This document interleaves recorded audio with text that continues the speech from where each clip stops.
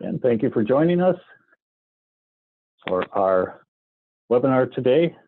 Again, we are pleased to have Dr. Catherine Ipsen to talk about strategies for effective rural VR service delivery. If you have questions for Dr. Ipsen, please use the Q&A box. Dr. Ipsen will answer questions at the end of the presentation. And for those questions that haven't been answered, we will get all of those answered offline, and we will be posting those to our Project E3 Community of Practice site.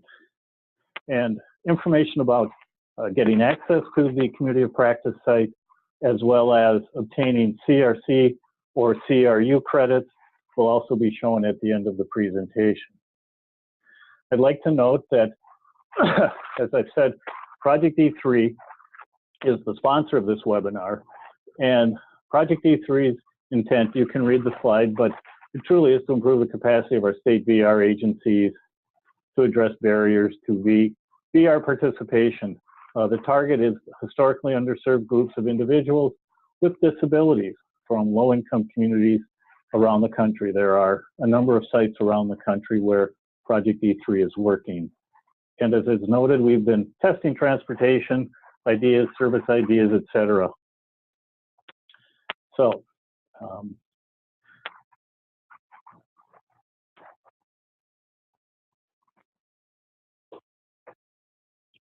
I have 11 o'clock. We will get started. We have a great, as I've noted, we have a great session with Dr. Ipsen, and I will start that presentation now. And as noted, please put your questions in the Q&A box. If you are having technical difficulties, you could add that in the chat box, and we will work on those. So we will get started, and at the end, we will start our question and answer. So again, thank you very much for joining us for our webinar.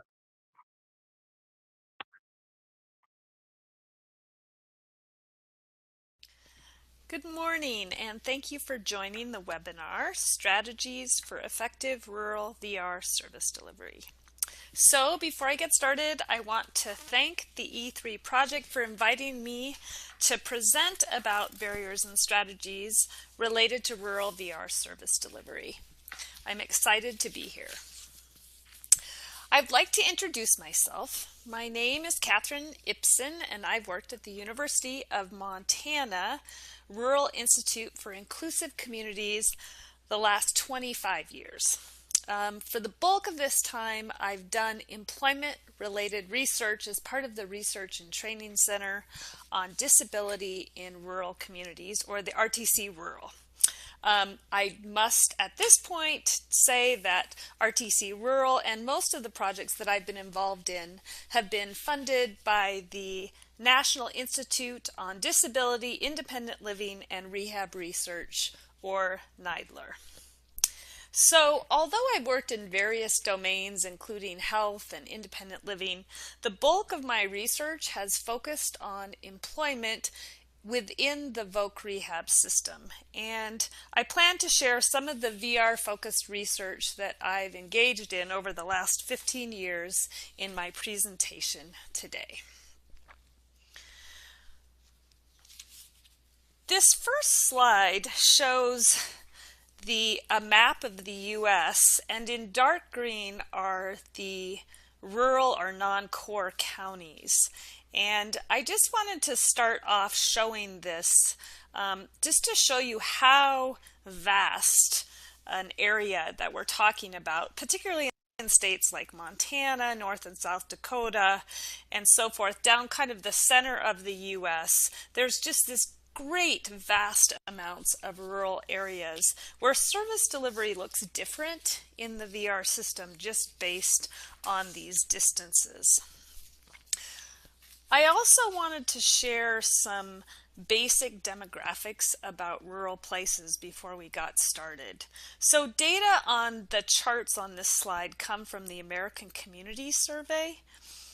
The micro, metro, and non-core counties are classified using the Office of Management and Budgeting classifications, where metro counties include at least one urban core of 50,000 or more people.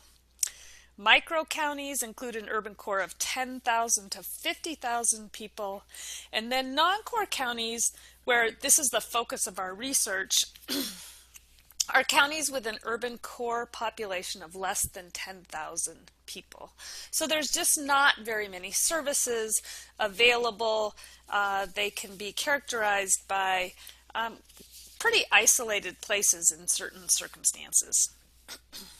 So what these two charts show, the first shows that the disability rate increases from metro to micro to non-core counties. And we've done quite a bit of research on disability in rural places, and we know that the disability rate is higher across all disability types and across all ages. So it's pretty uniform in terms of having a higher rate. It's not just associated with an aging population, etc. The poverty rate is also higher in non-core counties, particularly for people with disabilities. Actually, as this chart shows, 25% of people with disabilities are living at or below the poverty rate. So undoubtedly, this group represents a particular need for effective employment programming. And much of my research has really focused on strategies to do this. So I'm going to set the stage in terms of some of the research that we have engaged in, just to learn more about the rural conditions of VR service delivery. So we've done quite a few projects. One is focused on the consumer experience going through the VOC rehab program, and we call it the Premature Exit study. It included informant interviews with who were consumers who exited the VR program early. We did a quantitative prospective longitudinal study. That's a lot of words for simply saying we tracked people coming into the VR program and followed them along for 18 months. We've done interviews with a random sample of those exits who left for both good and negative reasons. We've done a state data project, which really focused on RSA 911 case records, as well as VR informant interviews to learn how services were delivered in rural communities. We've done another small study really focused on rural business development strategies. So using all of this information, we've learned some things about what is driving some of the barriers to services in rural areas. So first, I'm going to talk a little bit about the Premature Exit study. We conducted this study because nearly half of all eligible VR consumers drop out of the program before completing services. Looking at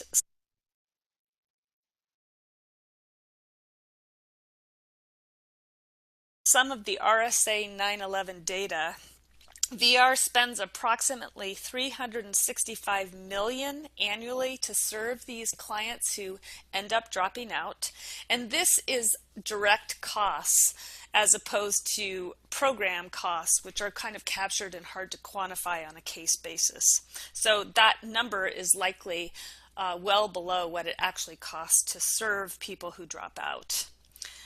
And we also know from some other research conducted by the Research Triangle that premature exits are associated with worse employment and economic outcomes. So as I described briefly before in the last slide, we wanted to track consumers as they entered the VR program and to really quantify and learn about what their experiences were and the things that led to them dropping out of the program or leaving with a successful outcome. So we collected data over time, and we found that almost half of all VR respondents felt that progression through the VR program was too slow. So pacing was a really important aspect to successful case progress. We also found that attachment to the VR program was associated with the number of client counselor contacts, both in person and via phone or email. I'm going to go to the next slide now and talk about some of the reasons that people told us they had exited the program. So approximately a third said that they left because they were satisfied with the services they received. They got a job, they received the services they desired, they felt that they were finished with the program. Another 35% left for very distinct dissatisfied reasons. They said they weren't getting the services they wanted, that VR stopped contacting them, the process was taking too long, and they were having problems with their counselor. Another third have issues that may or may not be associated with VR programming. And these included things like health issues that come up, discouragement with job opportunities in the community, transportation issues, family issues. They didn't want to risk losing benefits. Incarceration was something that impacted some folks. And then unsure about their status in the VR program. So there were some aspects where people were confused about whether they were still in the program or not. These data, as you see on the next slide, are really compounded by the things that we heard from VR informants in terms of their experiences with rural service delivery issues. So one of the things that we learned that was reinforced in the 9/11 or the RSA 9/11 data was that it took more time to get to an individualized plan of employment and placement in rural areas as opposed to urban areas. And we know that faster delivery leads to better attachment to the VR program. And so this time to IPE is a barrier for rural people. We also learned that there was less frequent client counselor contact, less access to specialists, fewer vendors, and more limited educational and training opportunities. So I want to talk a little bit about the less frequent client counselor contact. What happens in rural areas is a lot of agencies operate on an itinerant counseling model in rural areas where counselors travel through a specific location on a schedule, but it can be a schedule that is pretty spaced out over time. And if a counselor is passing through a town and a client doesn't happen to be available on that particular day, then they might have to forego a meeting until the next time the counselor is coming through. So those kinds of schedules can put delays in the counseling process. Also, access to specialists and vendors was an issue that I want to expand on a little bit more. Many VR programs, as most of the people on the call probably know, utilize specialists and vendors to deliver job development services and those sorts of things on an ongoing basis in urban areas. They help these people, these vendors and specialists, help the program move forward and services that counselors may not be available or trained to deliver. So this access issue is another delay in the counseling or VR process.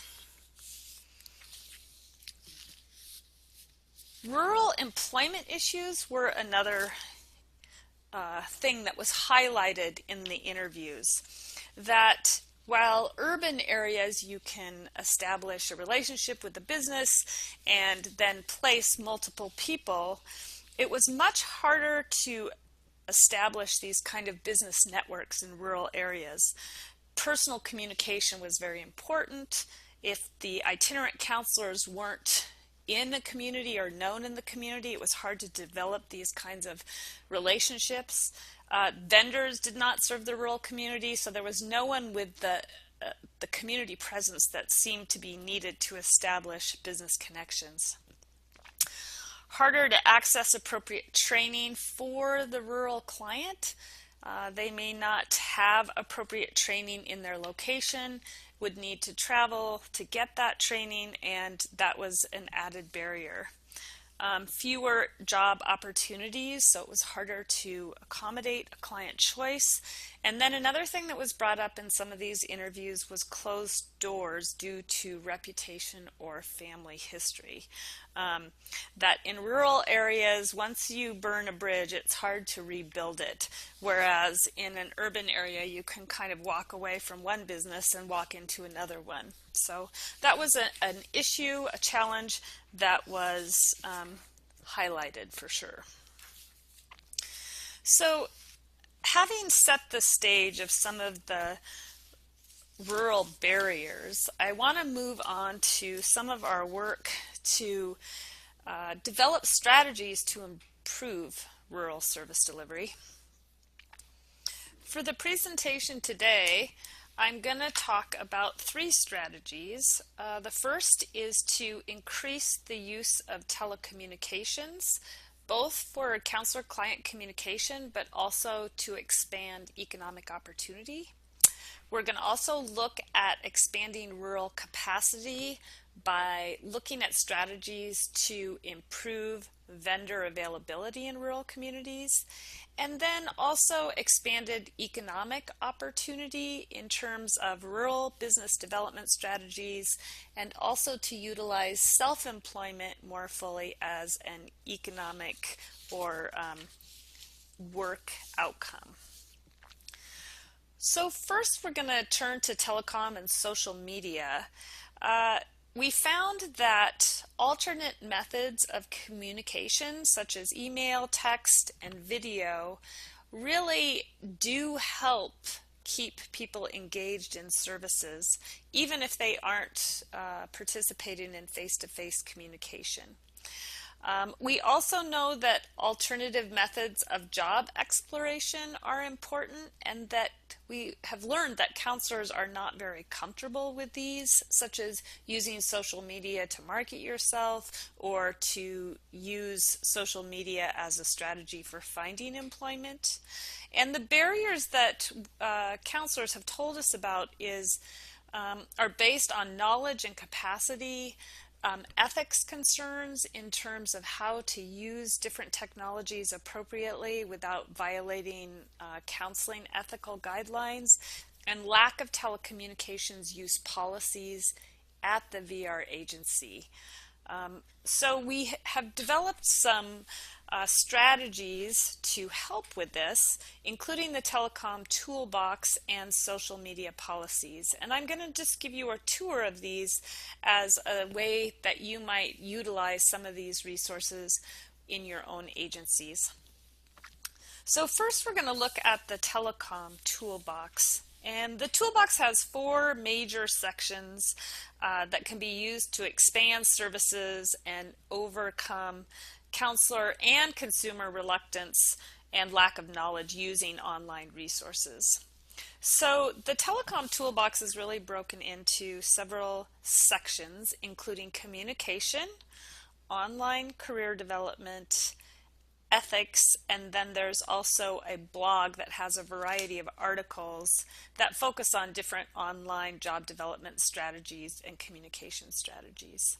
So in the communication area, we really go over the use of email, text, video conferencing, and instant messaging in the context of counseling services and how a counselor might set up those relationships, to talk to the consumer about how often they check email, how the use of those different strategies will unfold in the VR process, to really make sure that it's a good strategy for the consumer and the counselor. In terms of the online career development tab, we spend a lot of time talking about managing your online presence.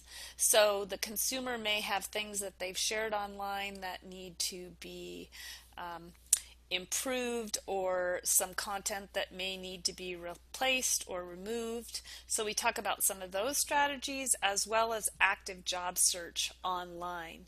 And while this isn't entirely a rural strategy, there's a lot of opportunity for online job search, and it really is how job search is happening for people with and without disabilities all across the US.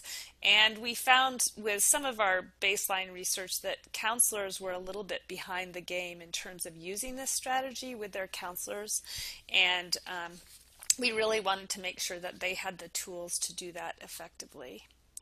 Another aspect of the Telecom Toolbox is the ethics section.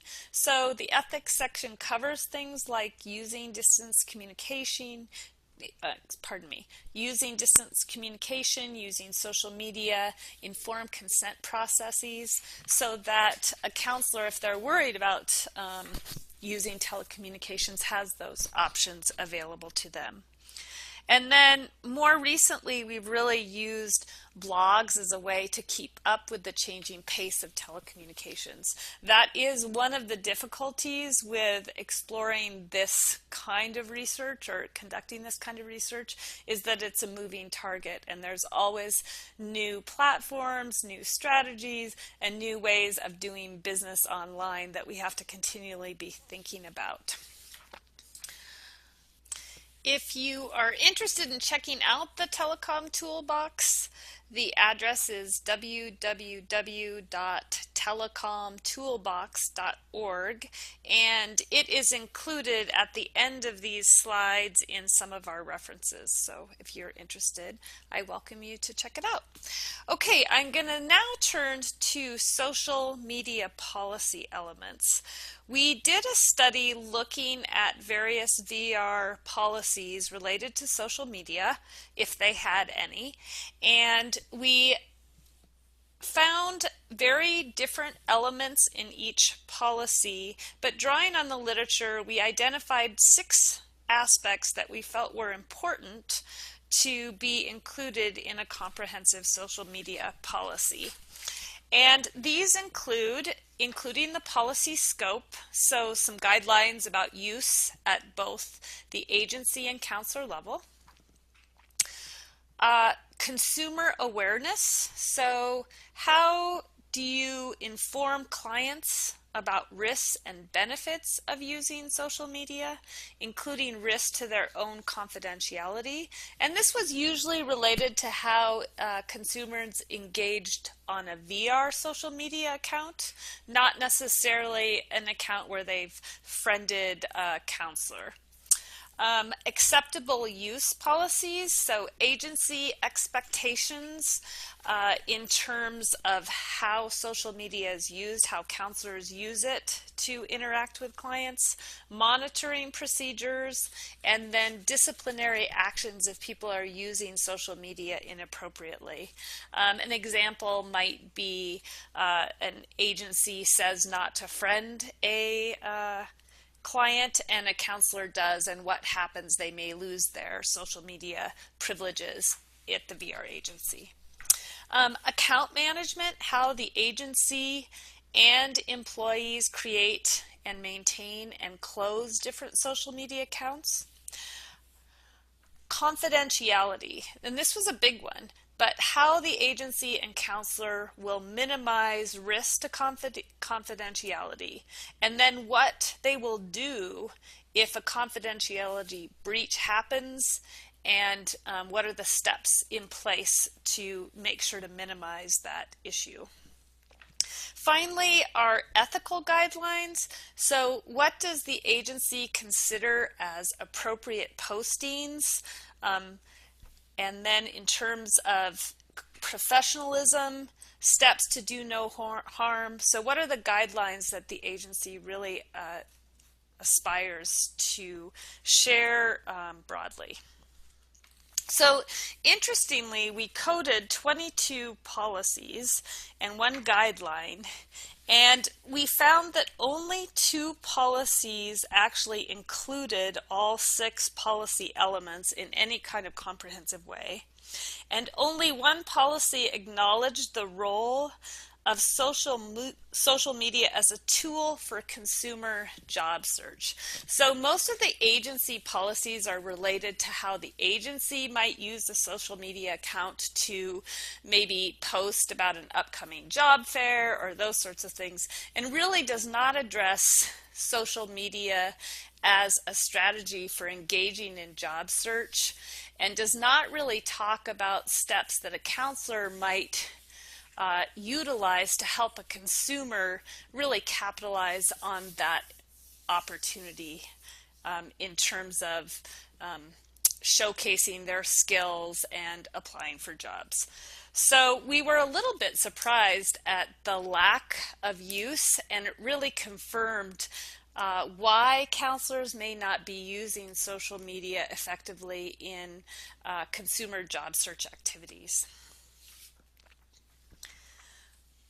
I'm going to shift gears now, and we're going to really focus in on some research that is some recent work that I've done in terms of vendor availability in rural communities.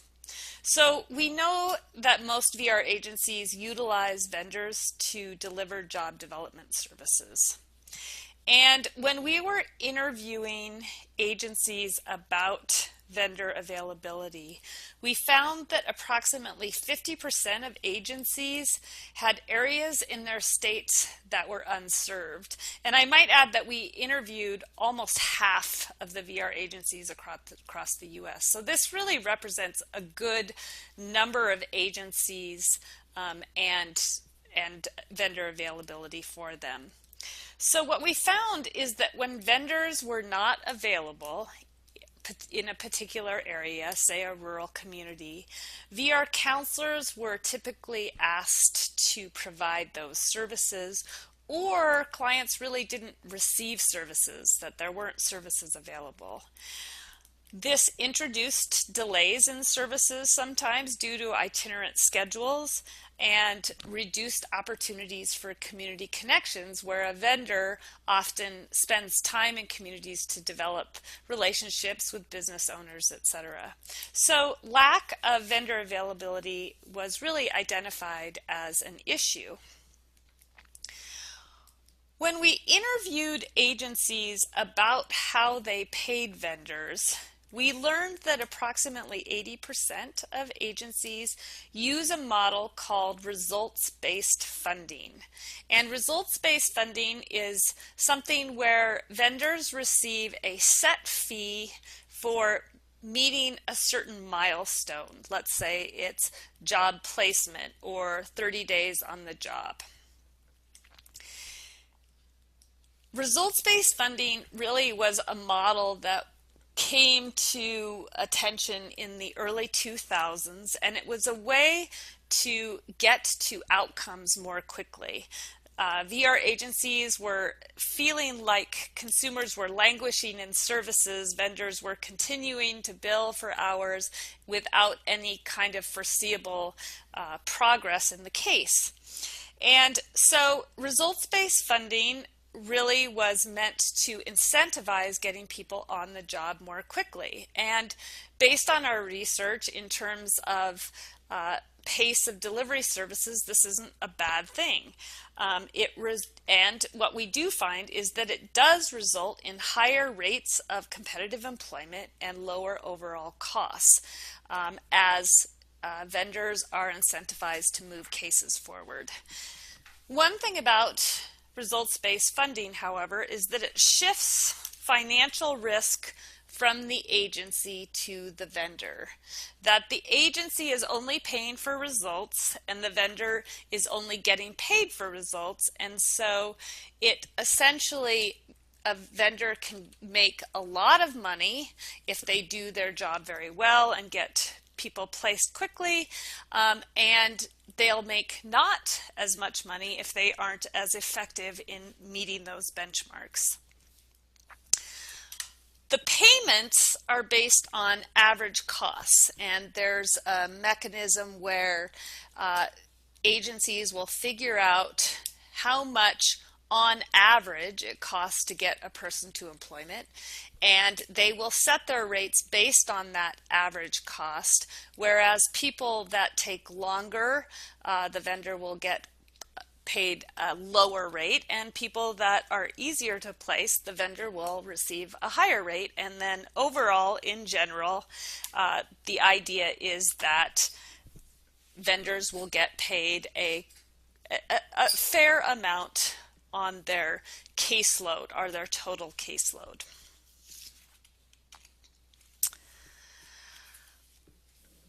One problem with results-based funding is that it can undermine rural vendor availability. And we found this to be true, that states that utilize results-based funding had very significant areas that vendors weren't available in rural communities. And the problem relates to the case costs in rural areas are generally higher. It takes time and money to travel to rural places. There's fewer job opportunities, so getting a client to placement might take longer. There's no economies of scale, and by this I mean in an urban area, I might have a relationship with Walmart or Microsoft or some other big company where I can place multiple people and don't have to do the groundwork over and over again for every single client. In rural areas, it's more one business, one person, and so you're continually having to spend time and energy developing those relationships. And it can be harder to develop those relationships. There's more time on the ground, more personal context, more one person, one relationship, one job. Another risk in terms of results-based funding in rural areas is a lack of referrals or lack of steady referrals. So in order to overcome some of the risk of results-based funding, you have to have a certain number of clients moving through all the time, so that if you get, say, a bad patch where it's really hard to place a handful of clients, you're still having an income coming in based on other clients that are easier to place. And unfortunately, in rural areas, when there aren't as many clients or a limited number of people coming in the door, it can make it pretty hard for vendors to sustain an area and make it cost effective for themselves. Based on some of the research that we did about vendor scarcity in rural areas, we developed a number of strategies to improve the likelihood that vendors will stay in a rural area or move to serve a rural area. First is to reduce the financial risk that a vendor experiences. So this might include providing incentives for serving rural locations, such as higher rates for each milestone, or maybe providing travel support. There is some strategies that overlap different kinds of funding strategies. So you might pay hourly services and then get some kind of bonus for getting to placement more quickly.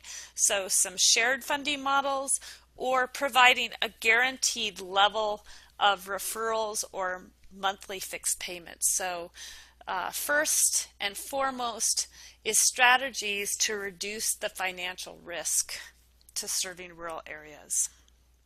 Another strategy for reducing risk is to improve the probability of reaching a successful employment outcome.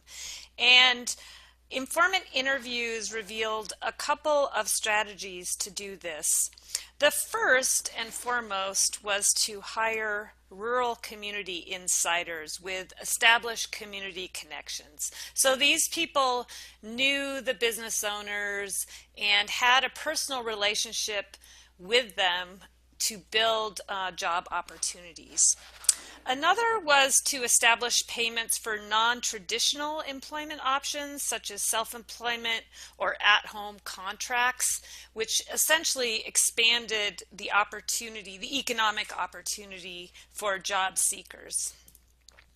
Another area was to lower barriers for provider entry.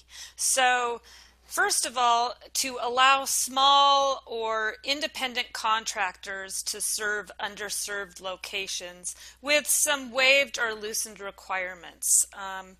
They could waive CARF requirements. They could reduce the number of years of disability experience that was required, just to make it easier for people to enter the game and serve clients on an on-needed basis as those cases came up in rural communities. A few agencies had establishment grants, which helped small scale outfits with startup costs, so helping people overcome some of the costs associated with getting people hired, trained, setting up shop. And then also another lowered barrier was to have the agency sponsor free training for providers so that they are ready to deliver services according to the agency's requirements, but at no additional cost to them. And then the final strategy that I'm going to highlight here is increasing agency capacity and support.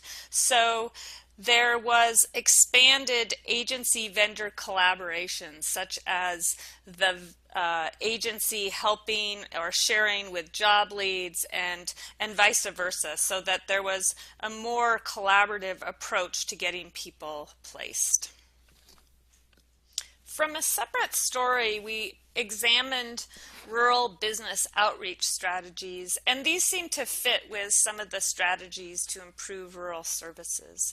So one of the things that we learned about rural areas, and I don't think it's going to come as a huge surprise to anyone, is the importance of personal versus professional relationships. So having a community presence at events, having rural office locations where people are available to talk and share about VR services in their own community, and then building on community insiders as the people who can really make things happen in rural communities.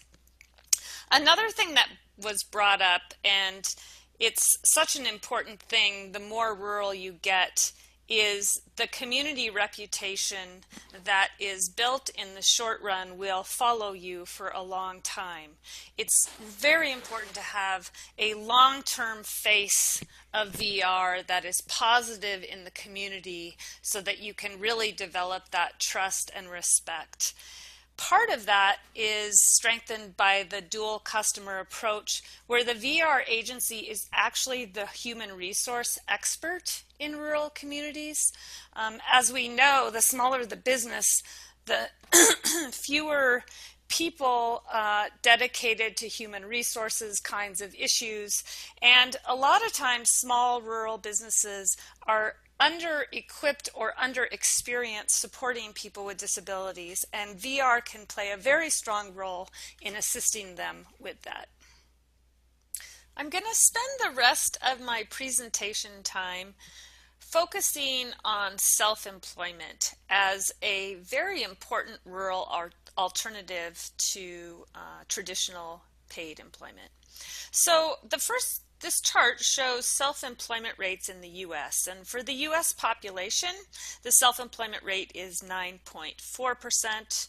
For the subpopulation of people with disabilities, it is 11.4%. And for the population of VR consumers, the rate is 2%. So as the data shows, people with disabilities turn to self-employment at higher rates than the general population. But VR closure rates to self-employment are drastically below what you might expect to see among people with disabilities. I want to go to the next slide and show that actually, rural areas do turn to self-employment at higher rates than urban areas in terms of the VR population. So this shows that the urban cases, about 1.4% are self-employed. Large rural places, 3.5%, small rural, 3.7%, and isolated rural, about 5.2% of those people who are closed to status 26 competitive employment are actually in self-employment. We also know that VR agencies that serve blind and low vision consumers primarily have above average rates of self-employment closures relative to combined and general agencies. We have done quite a bit of work to understand why VR agencies don't utilize self-employment at the rates we might expect. And these things can really be classified into three areas.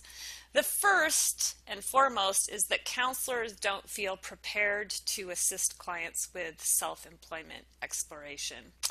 They are not trained in business startup. A lot of times the vendors that they use are not in place to support business development kinds of activities. And there's also confusion about the process within the VR agency.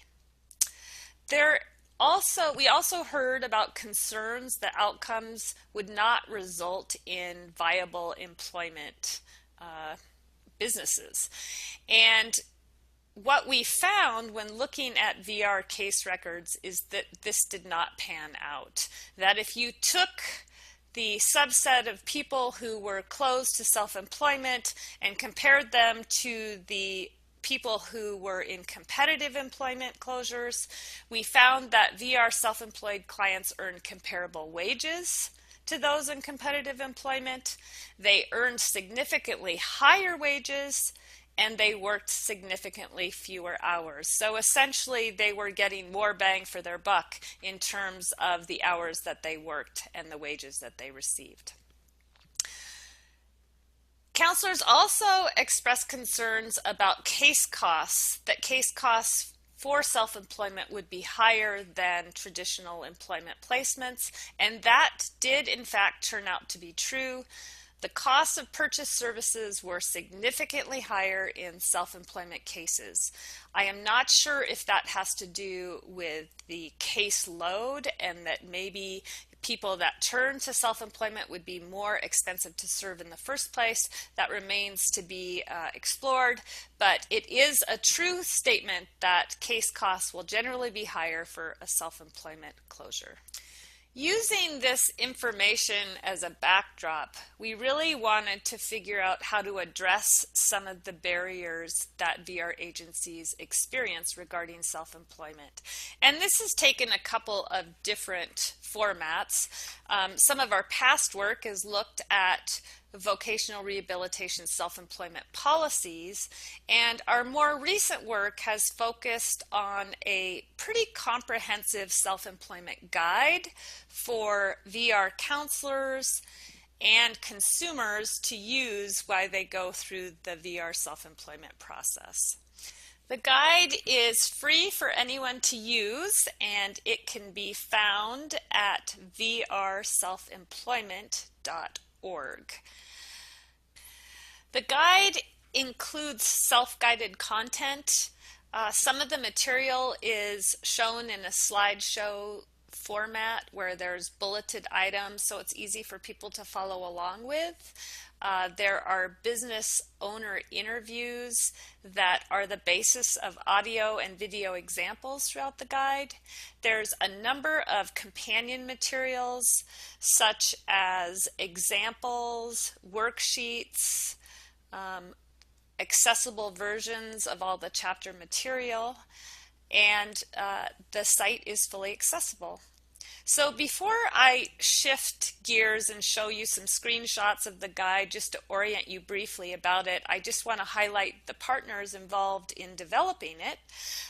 There is Margot Dana from the Utah State Office of Rehabilitation, Dr. Nancy Arnold, who preceded me at the Rural Institute in a variety of self-employment efforts, Jennifer Stevens, who was part of the Small Business Development Center at the University of Montana, then Media Arts, School of Extended and Lifelong Learning, who helped us with the development and look of the site, and then our business owners with disabilities, who provided a lot of the content to reinforce some of the messages that are included in the website.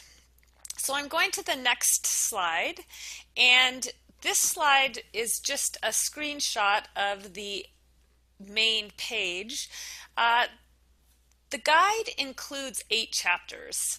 The first 3 chapters really relate to self-employment exploration within the VR system, and then the final chapters really turn to a step-by-step guide of developing a business plan. So chapter 1 is focused on understanding the self-employment process in VR. Chapter 2 looks at consumer motivations for becoming self-employed and asks them to do some exercises to consider their readiness to do so. Chapter 3 is focused on a preliminary evaluation of the business idea and whether or not it constitutes a viable business. Chapter 4 provides an overview of the business plan and first steps in the process.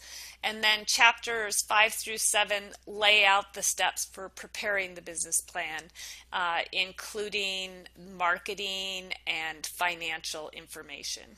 And then finally, chapter 8 includes a variety of external resources to help navigate the business planning process that people can access for additional information.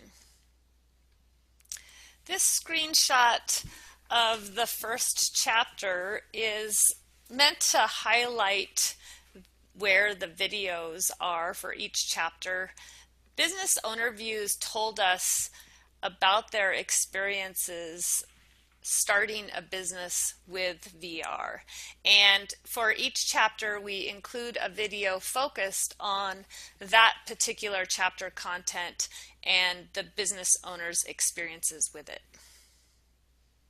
This next slide is meant to show the layout of the website. So within each chapter, there's a focus area that includes the content laid out in tabs, sort of like a file folder.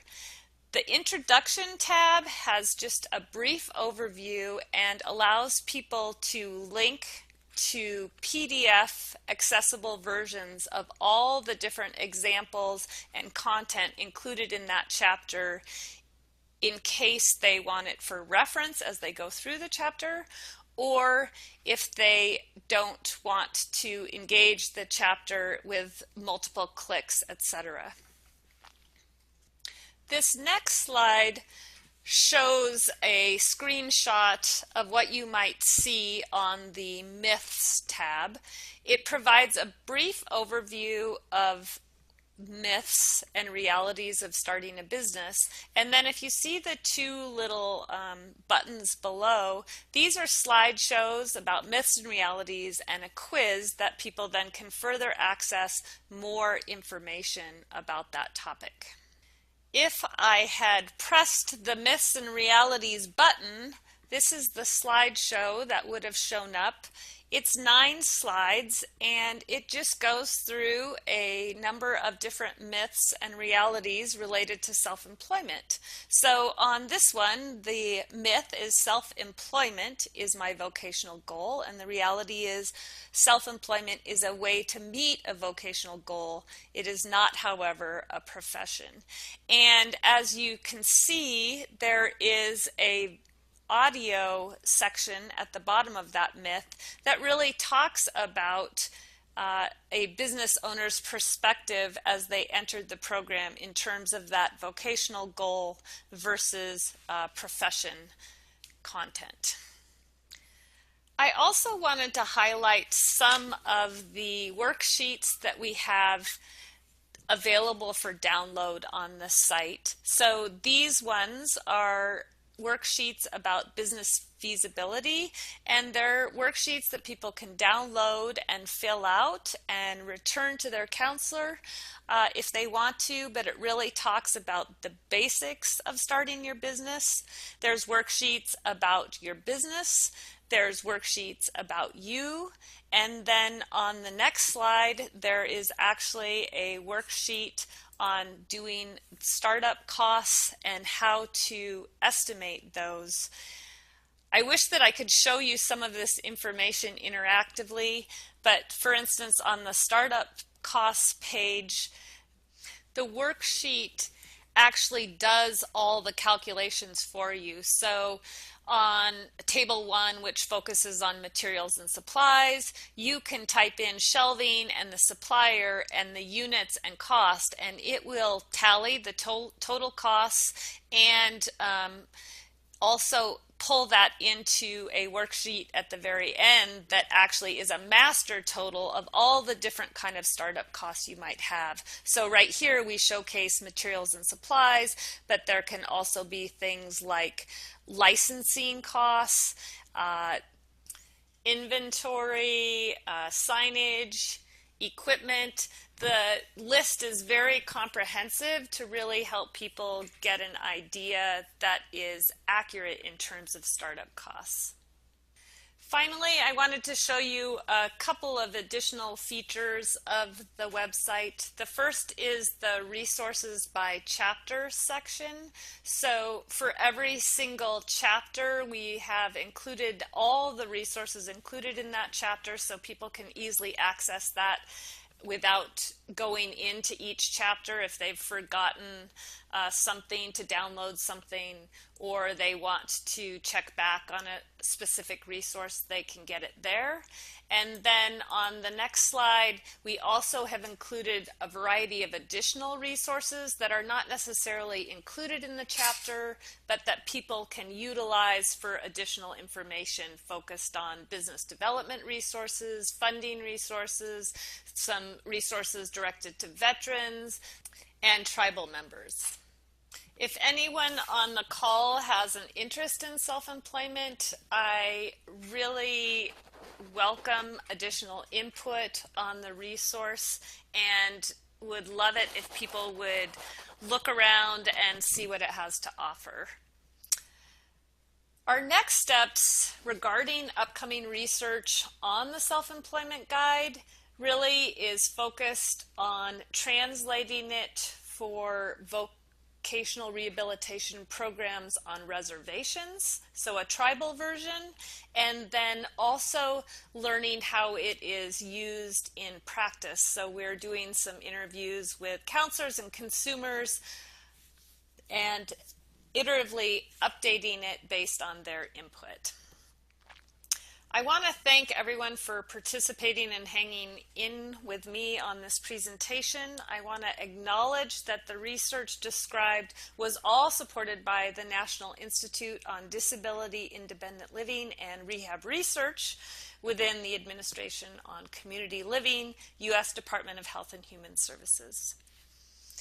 I also want to highlight that I have included references for all of the information covered today, articles regarding the Premature Exit, state data, telecommunications, rural service delivery, and self-employment projects. So if anyone wants to do further reading, I would love them to check out those resources. And finally, with the time remaining, I have highlighted some discussion topics. What additional barriers deserve attention from your perspective in terms of rural barriers to effective service delivery? And what additional strategies might you share building on some of the conversation that I've provided today?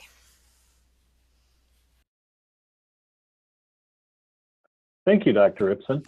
What we will do now is we have about 10 minutes, and Dr. Ipsen will answer some questions. I believe Heidi, our presenter, will one of our other assistants, one of our other individuals at SVRI that's helping with this, will give you a few questions. And as I noted, we will make sure that all of your questions get answered. And what I wanted to mention very quickly, and if you've signed into this webinar, you will also get this information. March 20th at 10:30 Central Time, we will be having a discussion of this topic, particularly the two questions that were on that last slide that Dr. Ipsen showed. So we will be continuing this conversation on March 20th. So Heidi, take it away. Hi, everybody. It seems like we have quite a few questions here, but many of them have to do with people's availability for internet. So, Dr. Ipsen, would you be able to talk a little bit about helping people who don't have great phone service or limited internet connection? That seems to encompass several of the questions. Absolutely. That is a problem. And I would say go vote and make sure that rural areas get broadband service. That's one thing. Also, as we are learning more about access and online access, one thing that is coming up is that people actually have better phone access than internet access. And so we are working to really consider how applications can be delivered over a phone using your smartphone or something. That is something that we're just starting to engage in. We have done some work to modify our Telecom Toolbox for that. It's harder for the self-employment kinds of resources because they're just so interactive and you kind of need a computer to be filling out things and accessing forms and so forth. But I absolutely agree that it's an issue and something that we need to keep at the top of our list in terms of interfacing with rural people. The other thing that I would say is building that community insider network is important, that sometimes you're never going to overcome those barriers to reaching people in rural areas. And so spending time on the ground developing vendors that maybe are limited source, maybe they're school teachers who want to earn some extra money in the summer or off time, maybe they're retired business owners, those kinds of things, who maybe don't have a huge wealth of experience with job development or disability, but can really be utilized on the ground and trained and developed, that they may not want a full-time job, but that they are willing to serve people that have some limited access and want to develop kind of a part-time job. That's all I can say on that. That's excellent. I know that people will be able to contact you if they have further questions about that or information. Some of the other questions had to do with the self-employment aspect. Some people are, in the questions, they were discussing that the fact that self-employment doesn't count as necessarily a placement. So if these folks are doing work at home, they were wondering if folks are able to maintain their SSI benefits with self-employment earnings, and asking about how people can avoid some of the more scammy work at home types of things. So do you have any advice about either of those things? Yeah, there's that's a packed list of questions right there. Yeah, I know, right? Yeah. So first of all, I want to say, and it's highlighted on the website, but depending on how you structure your business, you can maintain your benefits in much the same vein that you can maintain benefits with traditional employment. There's thresholds, of course, but with self-employment, it's really important to consider how you structure your business as opposed, like, is it a limited liability company or is it a sole proprietorship? Those kinds of questions come up, and there are very specific guidelines which are outside the scope of my expertise, but when you talk to a benefits counselor, they can help you understand which one of those setups would make the most sense from a tax standpoint to make sure that your, say, business costs and revenues aren't getting mixed up with personal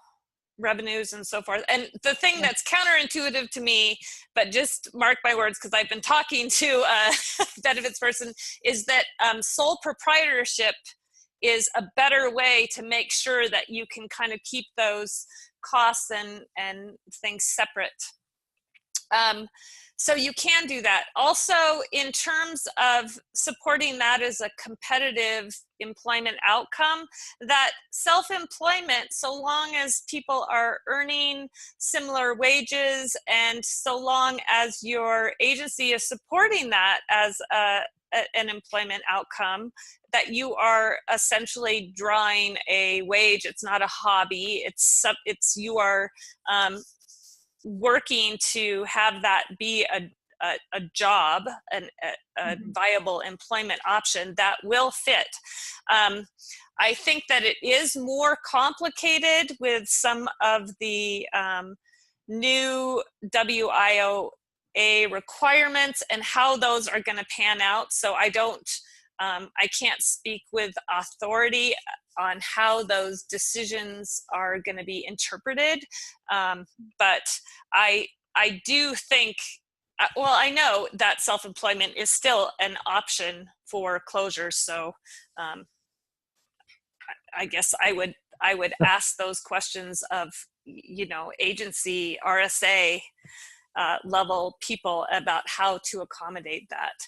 I also think that it will be important, if you want to increase the needle for self-employment, is to make sure that when you're looking at benchmarks and things like, and payment for vendors, that also is an option for them for reaching those benchmarks.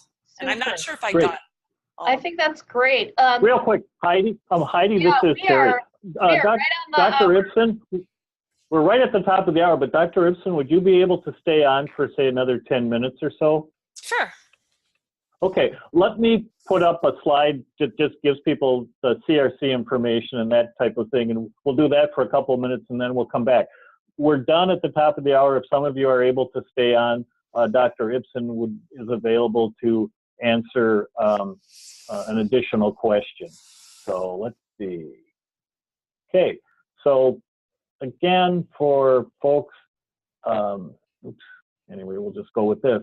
As we've noted, I'll do a quick read for those that may be visually impaired on the webinar. Copies of the recorded webinar and the slides will be available on our Community of Practice site. You would need to register to access the site, and for that you can go to Project E as in Edward 3. So it's Project E, the number 3.com. I believe Heidi also put that in the chat box. Again, all the questions that have been written in the Q&A box, those that we don't get to in the next 10 minutes, we will ask Dr. Ipsen to answer those, and we will post everything to the E3 site. Again, if you are interested in CRC credits or CEU credits, everybody who attended the webinar today will receive an evaluation form from us. On the evaluation form is the information about obtaining CRC credits for this webinar. And again, I will note on March 20th, we're going to continue this conversation with a phone conference. All of you will receive an invite to that. And a couple of the big items, we'll be discussing the 2 questions that were at the end of Dr. Ipsen's webinar. So with that, we will thank those of you that need to leave who attended today, and then we will spend a few more minutes with Dr. Ipsen answering some questions. Thanks very much. Go ahead, Heidi. Thanks, Terry. We have a ton of great questions, and as Terry said, they will be available. They will have been answered and will be available to look at a bit later. So if we don't get to your question, please don't worry, we will provide an answer for you. Dr. Ipsen, it seems that we have several questions that pertain to transportation barriers. That's a really kind of a sticky wicket. There are a lot of different obstacles and a lot of different challenges. Can you speak about transportation and the limitations of transportation in rural environments just a little bit for a few minutes? Sure. Transportation is one of the toughest things to address, I think, in rural delivery, rural employment, rural quality of life. For anyone who is at a distance from a community and that the community doesn't offer public transportation, it's tough. There are models that different communities have used, leveraging transportation dollars, for instance, for voucher models, where essentially individuals will get, it's very passé, and I'm speaking in passé terms, but like checkbooks that they can use, kind of allocated dollars to get other community members to give them rides or things along that line. I know that the Association of Programs for Rural Independent Living, or APRIL, has on some of their resources things about those voucher models. I believe that things like Uber and Lyft will become available at higher rates in rural communities. I think that it's a model that is expanding outward and has been tested in smaller and smaller communities. I don't know that that will be available in the most rural communities just because of size and distance, or particularly one of the issues is accessibility in transportation. For sure, I understand that. We are actually conducting a model or a research project right now. It's not my particular area of expertise, but one of my colleagues at the university, Andrew Myers, is doing a study looking at different transportation models and what gaps there are based on those models and how to potentially overcome them. So what are the models that seem to be working the best in small communities? That said, we aren't going down to the very smallest communities, which I think that that's where a lot of the questions really originate, is those places that are just a long ways away. So it's tough. I'm sorry, I don't have an answer. I wish I did. There probably isn't just one answer, is there? There isn't. And one of the problems with rural communities is that every single one is different. And there's a different set of resources, and there's different community leaders, and there's different ways to kludge together different opportunities, but it's not a one size fits all, and it's hard to be very prescriptive on that. We have had some discussions about this here at SVRI as well, and with some of our partners, talking quite a bit about Lyft and Uber, and discussing the fact that if people would like to have that in their communities, it's best for people within those communities to reach out to a Lyft or Uber driver in the community and talk to them about going up the chain to get permissions or to work on developing a partnership. It's been very difficult for people to be able to, for agencies to be able to get a hold of Lyft or Uber at a higher level. So folks have been having more luck just kind of going locally and kind of going up the chain to get that information. But it's not available for everyone, and we realize that a lot of people are having problems with that. In addition, some people raised concerns about Lyft and Uber drivers being able to help people who may need a little bit of extra assistance. And I believe one of the providers is kind of screens their folks to find out if their drivers are comfortable providing a little bit of assistance that they may not need to for all of their passengers. So it's a conversation that's in circulation right now, but there haven't been any overall conclusions so far. I do believe we had somebody else who asked a question in rural areas about busing, maybe using public school buses. Is that anything that you've heard of people using? I have heard about it in very isolated incidents, and the incidents that I heard about it, the kind of take home was, don't tell anybody or don't give my location away, that it was a very informal arrangement. And in this particular situation, the school bus actually transported someone into work and home from work as part, like, just along the same route that the kids were on.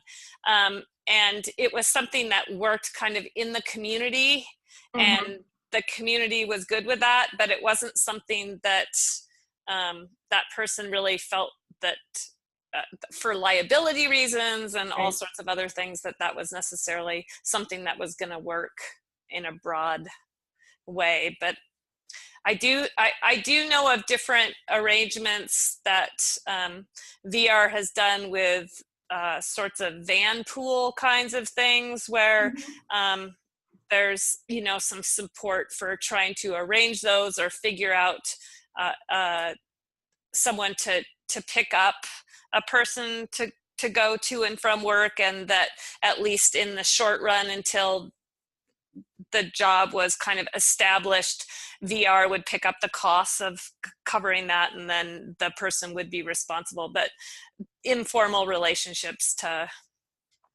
overcome transportation barriers for work. Right, and that I think time for one more question, Heidi, and then we'll wrap it up. Okay, that sounds great. Thanks, Terry. Let's see. I do have one question that says, has there been any research done on rural barriers, quality pre-employment transition service delivery?